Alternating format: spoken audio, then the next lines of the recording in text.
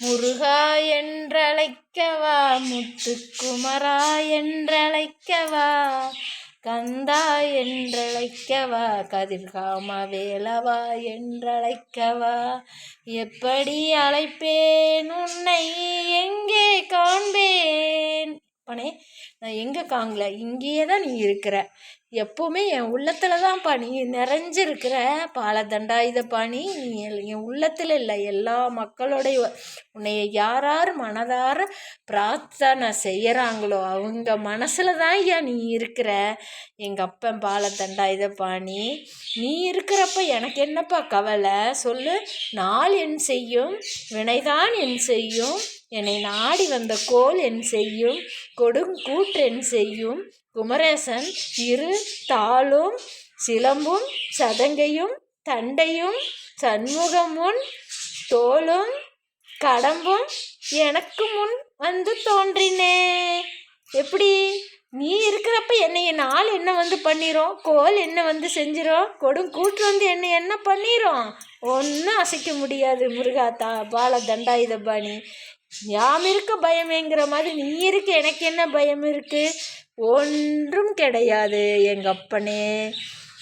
துதிக்கும் அடியவர்க்கொருவர் கெடுக்கடர் நினைக்கின் அவர் குலத்தின் முதல் அறக்கலைகளும் எனக்கோர் துணையாகும்.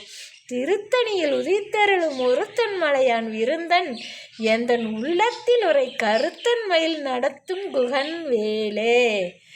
வேலுண்டு வினையில்லை, மயிலுண்டு பயம் இல்லை, குகனுண்டு குறைவில்லை மனமே. எங்கப்பன் கந்தன் உண்டு கவலை இல்லை மனமே மனமே மனமே.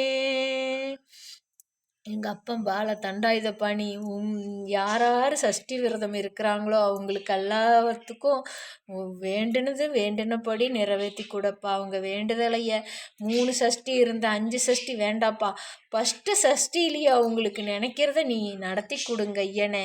அவங்கள சோதிக்க வைக்காத. இந்த சஷ்டி விரதத்தில் அவங்க உடலாலையும் மனதாலையும் உன்னை நினச்சி பிரார்த்தனை பண்ணுறாங்க. அவங்க வேண்டுதலையே நிறைவேற்றி கொடு.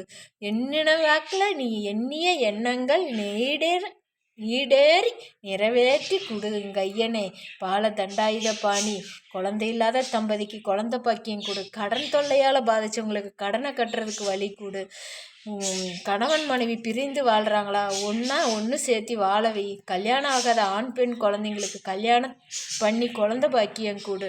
ஒவ்வொன்றும் தீராத நோயினால் அவதிப்பட்டுக்கிட்டு இருக்கிறவங்களுக்கு நோய் தீர்த்து நல்ல உடல் ஆரோக்கியத்தையும் நீண்ட ஆயுளையும் கொடுங்க ஐயனே.